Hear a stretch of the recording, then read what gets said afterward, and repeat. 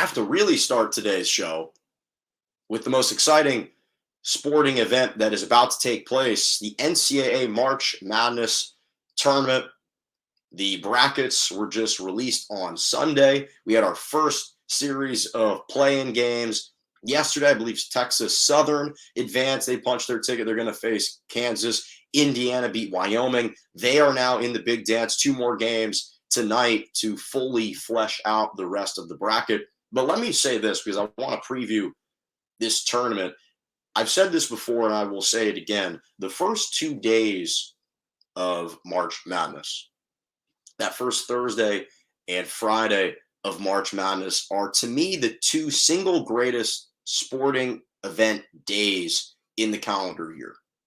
I understand that for a single event, people may argue, well, the Super Bowl is a more viewed event, or Game 7 of an NBA Finals I'd rather watch for that 3-hour period. But when you look at across the board for an entire 2-day stretch, that first Thursday and Friday, the excitement surrounding the sport, the enthusiasm for your college, if you're an alum, if you're an alum of that school, the unpredictability, the unexpected nature of the game, and it's all for nothing, and it's win or go home, and it's one game to decide it, and all the upsets and the bracket busting, all of that makes for such compelling drama and makes this event so incredible.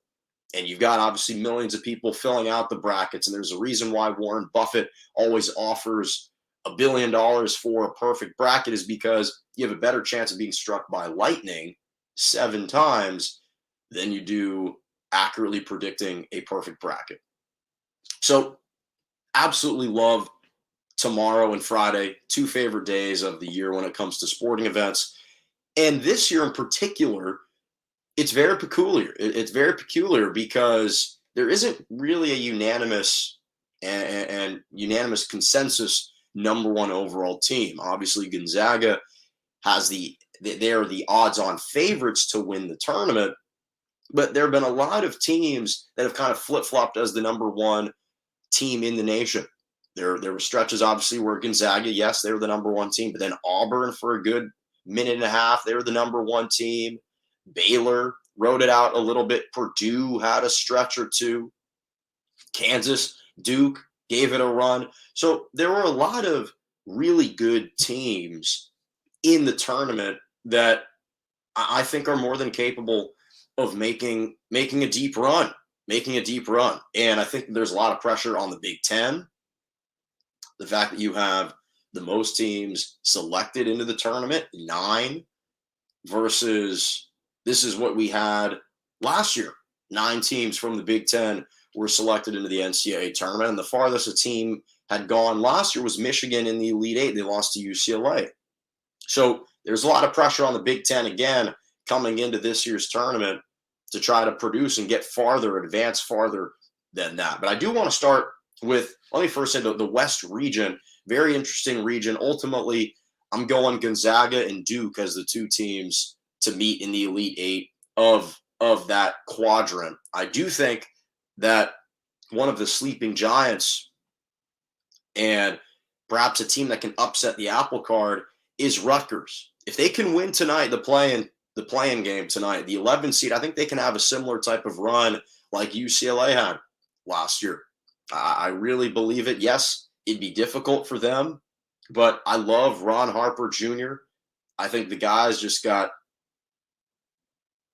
he's got ice water in his veins. He's clutch. Geo Baker, they hit big-time shots. They had a streak of beating 4 consecutive ranked teams in the Big Ten at one point. They knocked off Purdue at home, the number 1 team in the nation at the time.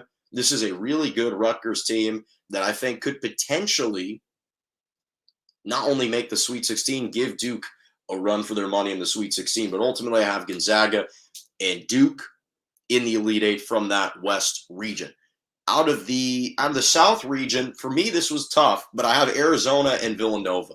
I know that Tennessee is a legitimate threat, and they won the SEC. They probably shouldn't have been a 3 seed. They were probably more aptly fit to be a 2 seed. Needless to say, as a 3, I think that the clash between them and Villanova will be really interesting. But I like the veteran leadership on this Villanova team. I like Colin Gillespie being there. The fact that he has been a part of the program for so long. Obviously, Jay Wright, a sensational coach. And I know there used to be that stigma and that expectation that Villanova would crumble, much like Virginia with Tony Bennett for a couple of those years when they kept falling as the top seed. I understand that used to be the problem with Villanova. I don't expect that to be an issue anymore. And I just like that Villanova has been a really consistently good team all year long. And obviously, Tennessee got going late.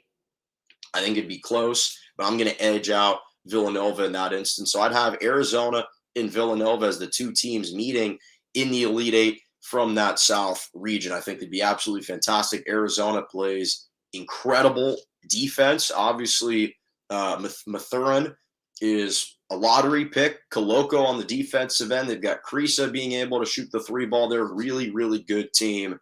So I expect those two teams to finish in the Elite Eight out of that South region.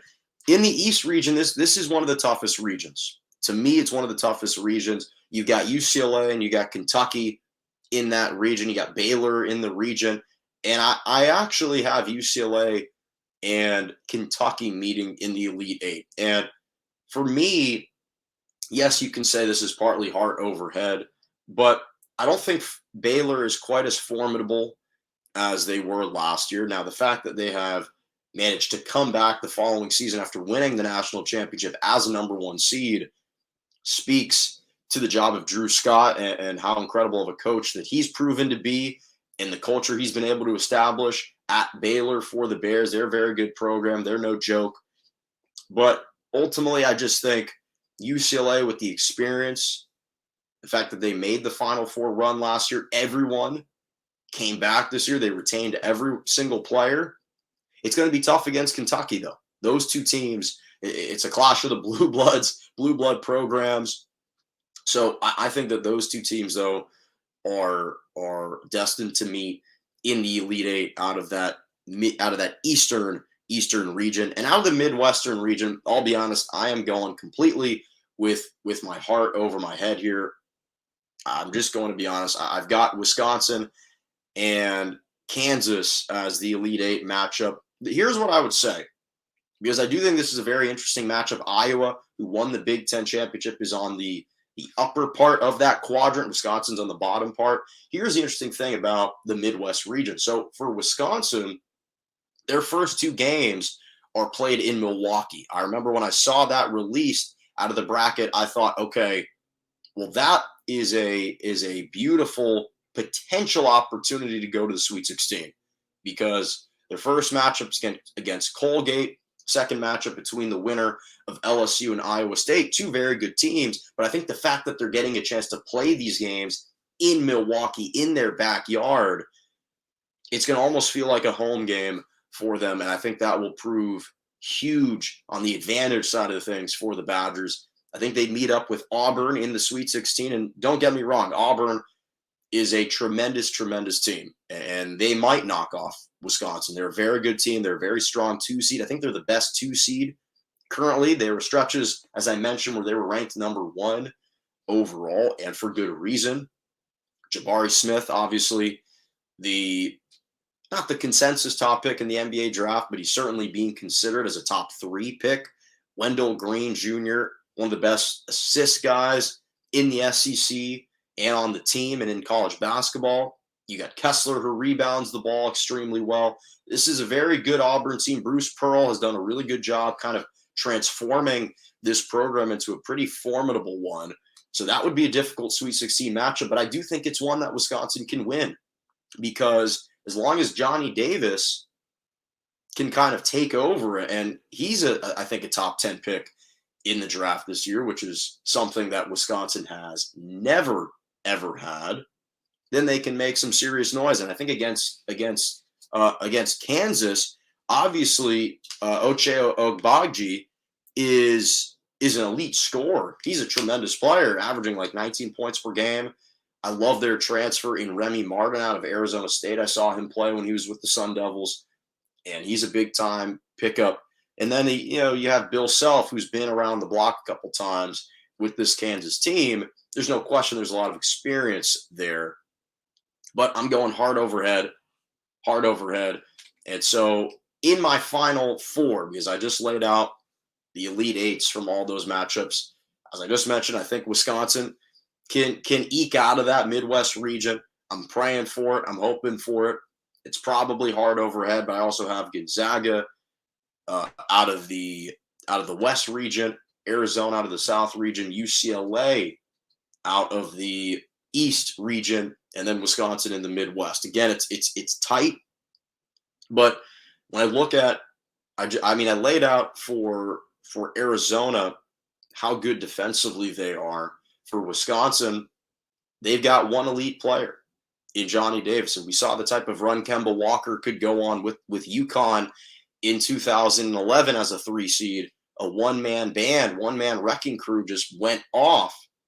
I could see something happening with Johnny Davis as well. Obviously, his ankle's got to be healthy, but I could see it happening. UCLA has got the experience, so I could see them coming out and prevailing in that quadrant. And then Gonzaga, they're just extremely dominant.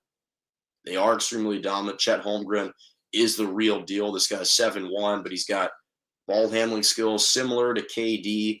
He gets to his spot. You can't block his shot. He averaged 4 blocks per game this year as a freshman. The guy is sensational, and I'd have those 4 teams as my final 4. So it'll be interesting to see. But again, I can't wait to see the final play-in games today. I'm telling you, if Rutgers wins today, watch out. Watch out. They could make some serious noise and damage in the tournament.